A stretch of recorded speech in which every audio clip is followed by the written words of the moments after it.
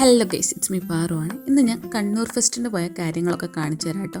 ചെറിയ മഴയൊക്കെ ഉണ്ടായിരുന്നു, ഒരു സൺഡേ ആയിരുന്നു. സംഭവം നടക്കുന്നത് ഓണത്തിനൊക്കെ കുറച്ച് മുന്നേ ആട്ടോ.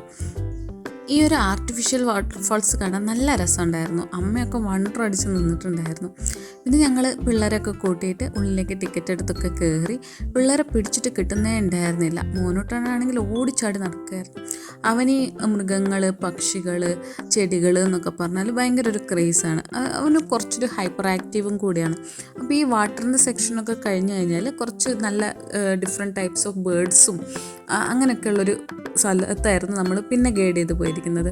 പലതരത്തിലുള്ള കോഴികൾ, തത്തകൾ, ലവ് ബേർഡ്സ് ഇവരൊക്കെ ഉണ്ടായിരുന്നു. എനിക്ക് ഏറ്റവും ഇഷ്ടപ്പെട്ടത് അവിടെ ഈ ലവ് ബേർഡ്സ് നമ്മുടെ തലയ്ക്ക് ചുറ്റും ഇങ്ങനെ റൗണ്ട് അടിച്ച് പറക്കുന്നൊരു സെറ്റപ്പ് ഉണ്ടായിരുന്നു. അത് അടിപൊളിയായിരുന്നു, നല്ല രസമായിരുന്നു ആ ഒരു ഫീല്. അവരൊരു 5-6 തവണ ഇങ്ങനെ റൗണ്ട് അടിച്ച് നമ്മുടെ തലയ്ക്ക് മീതെ ഇങ്ങനെ കറങ്ങി നടക്കും. പിള്ളേർക്കൊക്കെ ഒത്തിരി ഇഷ്ടപ്പെട്ടിട്ടുണ്ടായിരുന്നു. അവരൊക്കെ എന്താ പറയുക, ഒരു വണ്ടർ അടിച്ചിട്ടായിരുന്നു ഇതൊക്കെ നോക്കി. പിള്ളേർ മാത്രമല്ല, നമുക്കും ഇതൊക്കെ കാണുമ്പോൾ വല്ലാത്തൊരു കൗതുകം തോന്നുമായിരുന്നു. ഞാൻ പറഞ്ഞില്ലേ, ഇതാണ് എനിക്ക് ഏറ്റവും ഇഷ്ടപ്പെട്ടത്. ഈ ബേർഡ്സ് ഇങ്ങനെ തലയ്ക്ക് ചുറ്റും ഇങ്ങനെ കറങ്ങുന്നത്. വീഡിയോയിൽ അത് എത്രത്തോളം എഫക്റ്റീവാണെന്ന് എനിക്കറിയില്ല, പക്ഷെ നല്ലൊരു ഫീൽ ഉണ്ടായിരുന്നു. ഇങ്ങനെ പക്ഷികൾ ഇങ്ങനെ ചുറ്റും റൗണ്ട് അടിച്ച് നടക്കുന്നതായിരുന്നു. പിന്നെ ഞങ്ങൾ മെല്ലെ ഓരോന്നോരോന്നായി കണ്ട് ഇവിടുന്ന് ഫോട്ടോ ഒക്കെ എടുക്കാനുള്ള സംവിധാനമൊക്കെ ഉണ്ടായിരുന്നു. പക്ഷെ നമ്മൾ ഫോട്ടോ ഒന്നും എടുത്തില്ല.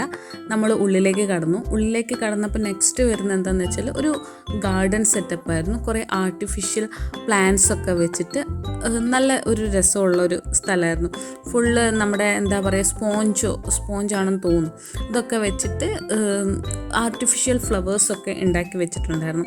റോബോട്ട് ഉണ്ടായിരുന്നു അവിടെ, പക്ഷേ റോബോട്ട് വർക്കിംഗ് അല്ലായിരുന്നു ഞങ്ങൾ പോയ സമയത്ത്. ഇതൊരു സ്വിങ് ആണ്. ഇത് ആടുന്നതിനനുസരിച്ച് ആ ബട്ടർഫ്ലൈ പറക്കുന്നത് പോലെ നമുക്കിങ്ങനെ ഫീൽ ആവും. സോ അമ്മയും പിള്ളേരും ഇരുന്നിട്ട് അവിടെ നിന്ന് കുറച്ച് നേരം ഊഞ്ഞാലാടി കളിച്ചു. അവിടെ നിന്ന് നെക്സ്റ്റ് പോകുന്നത് നമ്മളൊരു ഫർണിച്ചറിൻ്റെ ഒരു കളക്ഷനിലേക്കാണ്.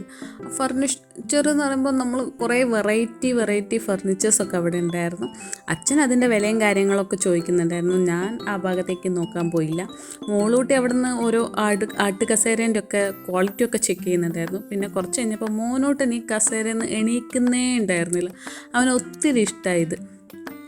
അവൻ എണീറ്റ് കൊടുക്കാത്തതുകൊണ്ട് തന്നെ മോളൂട്ടി അത് കംപ്ലയിൻറ്റ് ചെയ്യാൻ വേണ്ടിയിട്ട് അച്ഛൻ്റെ അടുത്ത് പോയതാണ് കേട്ടോ. അവിടെ നിന്ന് നെക്സ്റ്റ് പോകുന്നത് ബുക്സിൻ്റെ ഒരു കളക്ഷനിലേക്കായിരുന്നു. പക്ഷേ ഞാൻ ബുക്കൊക്കെ വാങ്ങണമെന്ന് വിചാരിച്ചിട്ടുണ്ടായിരുന്നു. അത്ര അഫോർഡബിളായിട്ട് തോന്നാത്തതുകൊണ്ട് ബുക്കൊന്നും വാങ്ങിച്ചില്ല. പിന്നെ ഞങ്ങൾ നേരെ ഒരു സ്വീറ്റ് കോൺ വാങ്ങിക്കാൻ കയറി. ഒന്നല്ല, ഞങ്ങൾ ഓരോരുത്തർക്കും ഓരോ കപ്പ് വീതം സ്വീറ്റ് കോൺ വാങ്ങിച്ച് കഴിച്ചു.